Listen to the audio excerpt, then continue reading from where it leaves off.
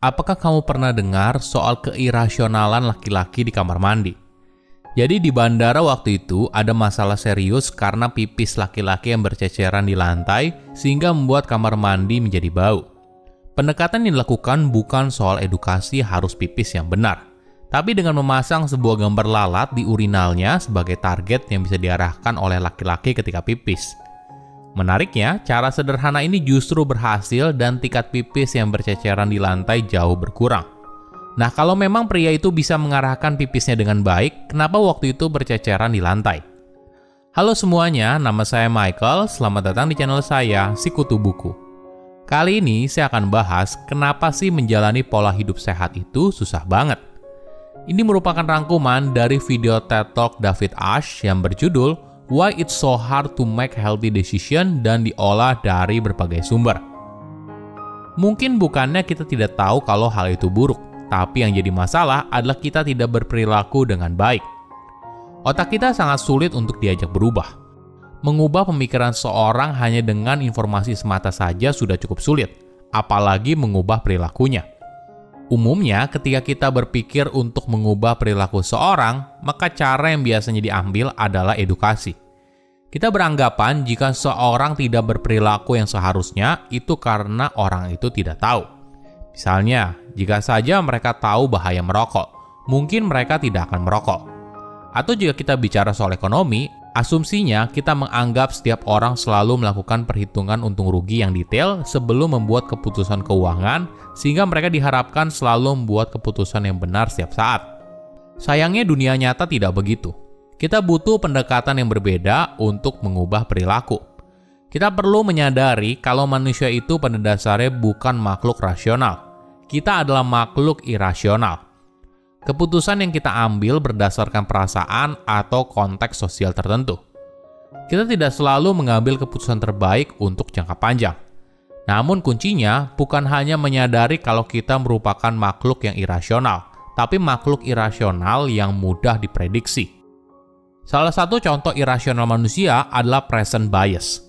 Sederhananya, ini adalah bias manusia di mana hasil di depan mata lebih menarik daripada hasil di masa depan. Misalnya, jika kamu sedang diet lalu ada orang yang menawarkan sepotong kue coklat, kamu tahu seharusnya kamu tidak makan kue tersebut.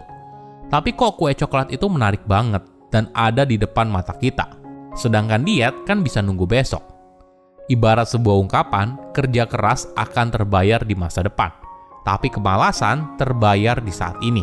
Jadi jangan heran kita selalu mengambil jalan termudah, tercepat, dan ternyaman. Walaupun pada akhirnya hal ini tidak membuat kita jadi lebih baik di masa depan. Selain present bias, kita juga cenderung terlalu membesarkan nilai dari probabilitas yang kecil. Mungkin ini yang menjelaskan kenapa undian begitu populer. Misalnya, kamu diminta untuk membeli barang tertentu, lalu kamu berkesempatan untuk mengikuti undian berhadiah yang besar. Entah hadiah utamanya berupa mobil, motor, logam mulia, dan sebagainya.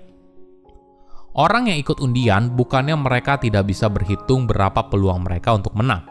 Tapi entah kenapa logika tersebut sulit sekali kita cerna. Bayangkan apa yang terjadi bila kamu tidak ikut, tapi temanmu ada yang menang. Perasaan takut ketinggalan juga menjadi salah satu faktor yang mendorong kita untuk mengikuti program undian yang sebenarnya kita tahu kalau peluang kita menang itu sangat-sangat kecil. Ada sebuah eksperimen menarik di mana para peneliti memberikan para pasien di rumah sakit sebuah botol pil elektronik untuk merekam apakah pasien tersebut sudah makan obat atau tidak. Lalu ada hadiah dalam bentuk undian yang bisa mereka ikuti, hanya bila mereka makan obat sehari sebelumnya. Jika tidak, maka pasien itu akan mendapatkan pesan, kamu mungkin saja bisa menang ratusan dolar, tapi karena kamu tidak makan obat kemarin, maka kamu tidak dapat. Ternyata cara ini berhasil. Pasien kesal dengan perasaan kalau mereka ketinggalan sebuah peluang. Ini yang membuat tingkat kepatuhan pasien untuk makan obat meningkat. Nah, ini yang perlu kita pahami. Manusia itu irasional, jadi kita butuh pendekatan berbeda, bukan hanya sekedar edukasi semata. Mana yang lebih memotivasi seorang, mendapatkan hadiah atau menghindari kerugian? Mungkin sekilas kita menjawab, hadiah merupakan motivasi yang luar biasa. Tapi bagaimana bila justru menghindari kerugian merupakan motivator yang lebih efektif? Ada sebuah eksperimen yang menarik. Jadi para peneliti ingin membantu para responden untuk berjalan lebih sering. Mereka ingin setidaknya mereka bisa berjalan 7.000 langkah dan semuanya diukur melalui aplikasi yang ada di handphone mereka. Di grup pertama, mereka hanya diberitahu kalau mereka perlu berjalan 7.000 langkah sehari. Sedangkan di grup kedua, mereka mendapatkan insentif keuangan. Mereka diberikan kurang lebih Rp20.000 sehari setiap kali mereka berhasil berjalan 7.000 langkah di hari itu. Lalu di grup ketiga, mereka juga mendapatkan insentif keuangan. Tapi bedanya, hal ini dibuat seolah-olah menjadi kerugian, bukan keuntungan. 20.000 sehari sama dengan 600.000 sebulan. Jadi para peneliti menaruh 600.000 di rekening virtual yang bisa dilihat oleh para responden. Setiap kali mereka tidak berjalan 7.000 langkah sehari, maka para peneliti akan memotong Rp20.000 dari rekening mereka. Nah, mana yang lebih efektif? Mungkin dua hal ini terlihat sama, toh nominalnya sama, cuma beda cara pemberiannya saja. Tapi anehnya, hasilnya justru berbeda. Manusia ternyata lebih termotivasi untuk bisa menghindari kehilangan Rp20.000 daripada berusaha untuk mendapatkan Rp20.000.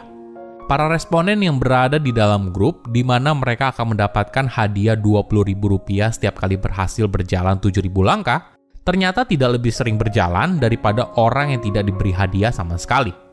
Namun, di grup di mana para responden akan kehilangan Rp20.000 setiap kali mereka tidak berjalan, maka mereka lebih mungkin untuk berjalan hingga 50%. Secara ilmu ekonomi mungkin tidak masuk akal, tapi secara psikologis sangat masuk akal.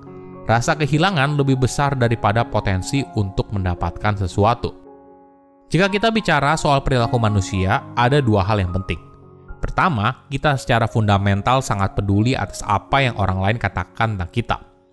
Sadar ataupun tidak, kita berperilaku berbeda ketika kita diawasi.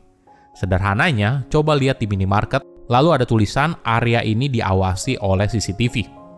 Mereka tidak bilang kalau kita tidak boleh mencuri atau bertindak yang tidak pantas. Namun kalimat ini sudah jadi pengingat agar kita menjaga perilaku kita masing-masing. Ada sebuah studi menarik dari unit perawatan intensif di rumah sakit di Florida, Amerika Serikat. Jadi saat itu, tantangan utama yang dihadapi adalah rendahnya tingkat cuci tangan, yang tentu saja sangat berbahaya karena menjadi potensi penyebaran penyakit. Mereka lalu melakukan eksperimen dengan menempelkan foto mata manusia di atas wastafel. Menariknya, tingkat cuci tangan justru meningkat 2 kali lipat. Kedua, kita secara fundamental cenderung meniru perilaku orang lain. Pada tahun 1960-an, Amerika Serikat mengalami tantangan untuk mengedukasi para pengendara menggunakan sabuk pengaman. Saat itu, sabuk pengaman belum menjadi keharusan, masih menjadi opsional. Tentu saja tidak mudah untuk memperkenalkan sebuah kebiasaan baru. Jadi mereka menggunakan acara serial Batman sebagai medium edukasi. Ketika Batman dan Robin masuk ke dalam Batmobile, kamera lalu fokus pada adegan mereka sedang memasang sabuk pengaman. Ini juga alasan kenapa para pemilik merek rutin melakukan endorse produknya ke figur publik. Mereka berusaha menggunakan kredibilitas si figur publik untuk menaikkan citra produknya. Silahkan komen di kolom komentar pelajaran apa yang kalian dapat ketika tahu informasi ini. Selain itu, komen juga mau tahu informasi apa lagi yang saya review di video berikutnya. Saya undur diri, jangan lupa subscribe channel YouTube Sikutu Buku. Bye-bye.